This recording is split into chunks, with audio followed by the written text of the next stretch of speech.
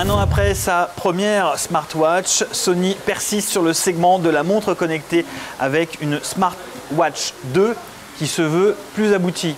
Enfin, une véritable extension du smartphone au poignet. On va voir ça. On commence comme d'hab avec le prix et la dispo. Il y aura deux versions, une version silicone à 199 € et une version avec le bracelet en cuir à 219 €. Cette montre, la Smartwatch 2, sera disponible fin septembre, un peu comme le Xperia Z Ultra. Sur le papier, on a donc un écran LCD de 1,6 pouces, 220 par 176 pixels, qui est un peu plus lumineux. La nouveauté, c'est également un appairage NFC. Donc c'est présenté comme plus simple que la première version pour appairer sa montre au smartphone. Voilà, on met son smartphone proche de la montre et voilà, ça s'appaire tout seul. Bon, là on est sur une version très proto, hein, le système d'exploitation est pas encore abouti, loin de là. Avant de rentrer dans les spécificités, on va parler un petit peu du boîtier. On a un boîtier qui est en aluminium, ça pèse 122 grammes. Pour ceux qui sont amateurs de montres et qui veulent personnaliser leur bracelet, on a une entrecorne de 24 mm, donc on peut trouver voilà, des différents bracelets pour aller avec ce boîtier. Boîtier qui est plutôt pas mal fini, je trouve. Voilà, c'est pas trop clinquant, plutôt discret, c'est portable. Voilà.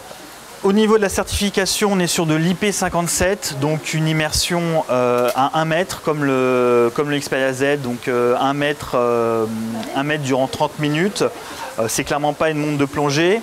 Ce qui est intéressant, je trouve, allez, on va rentrer un petit peu dans les spécificités, c'est la navigation. On retrouve les 3 touches sensitives qu'on a sur les smartphones Android, donc la touche Home, la touche Retour et la touche Menu. Ça, c'est une belle logique de navigation. Le code esthétique des Xperia avec cette grosse touche en alu, voilà, qui permet d'éteindre et d'allumer la montre. Alors qu'est-ce qu'on peut faire sur cette montre? Bon, alors évidemment je ne peux pas pouvoir faire la démo parce que là on est vraiment sur une version très proto. L'idée, voilà, c'est une montre connectée, donc il y a des applications natives préinstallées qui permettent de gérer les appels, répondre, rejeter, mettre en silencieux, gérer le volume, accéder au répertoire.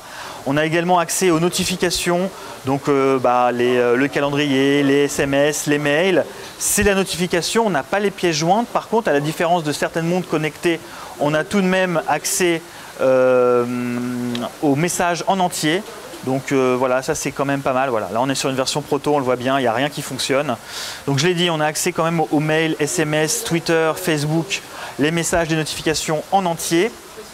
On peut également prendre la main sur son appareil photo, sur l'appareil photo de son Xperia ou autre, puisque ça tourne avec n'importe quel smartphone Android à partir de la version 4, donc Ice Cream, Sandwich, donc Android smartphone, un smartphone qui est néanmoins compatible NFC. Voilà, ça c'est pour l'appairage.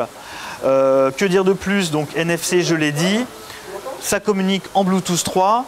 La charge, elle se fait via une prise enfin standard. C'est pas une prise comme c'était le cas avant sur les anciennes smartwatches où c'était de la prise propriétaire.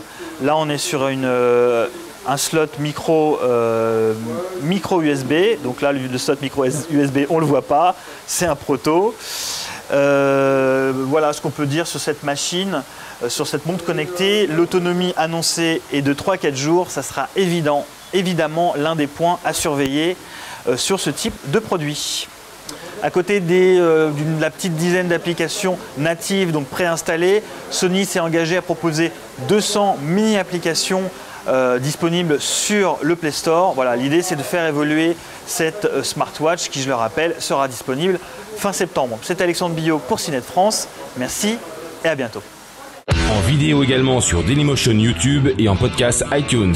Retrouvez-nous sur Facebook /CNET France et sur Twitter @CNET France.